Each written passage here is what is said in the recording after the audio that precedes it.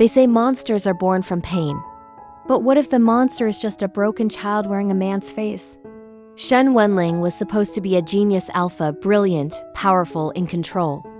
But beneath that cold exterior lies a scar that never healed, and a past soaked in blood, betrayal, and unbearable loneliness. This is the tragic story of a love twisted by trauma, and the price of escaping obsession. Shen Wenlang wakes in a cold room, the air thick with old pheromones and memories. He's back in P country. In the Shen family's isolation chamber, the same place his Omega father, Ying Yi, was locked away during his heats. The scent in the walls is hauntingly familiar. And suddenly, he's a child again, watching through a crack in the door as his father weeps and clings to Shen Yu, his alpha mate. Ying Yi had once been beautiful, soft-spoken, elegant. But in heat, he became someone else, vulnerable, desperate. Shen Yu only ever sneered, calling him pathetic, using his body and discarding his dignity.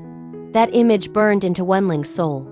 Not pity, but shame, humiliation, a twisted kind of hatred that he mistook for strength.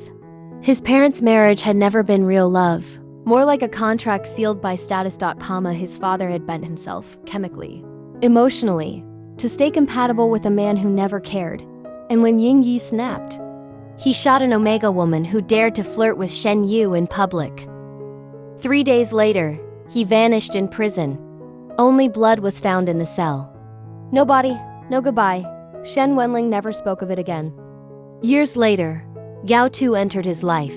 A quiet, stubborn beta, or so he thought. But the moment he scented Gao Tu's heat, everything changed.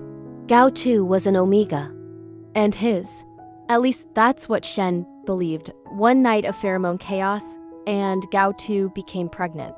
That should have been the beginning of something beautiful.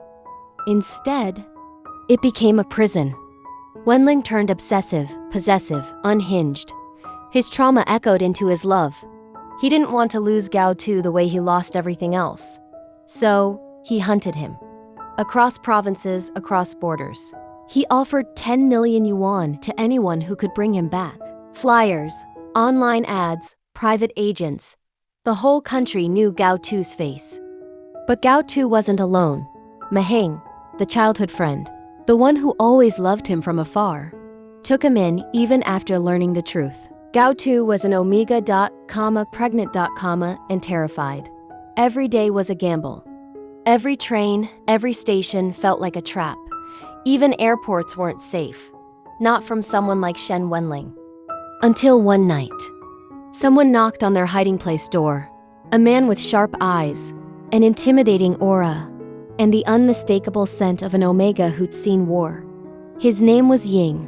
He gave them fake passports, new identities, safe contacts in v-country, and when Gao Tu looked into his face, he knew.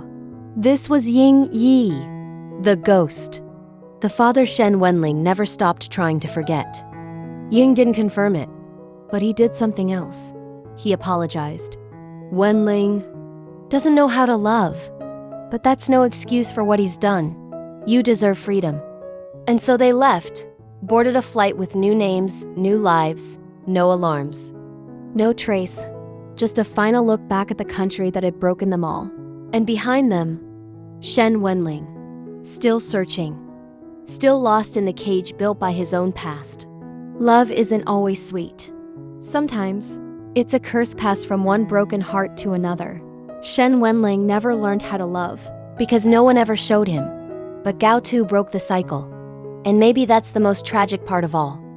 If this story moved you, don't forget to like, comment your thoughts, and subscribe for more powerful, emotional storytelling. Hit the bell icon so you never miss a moment. Because sometimes, fiction tells the deepest truths.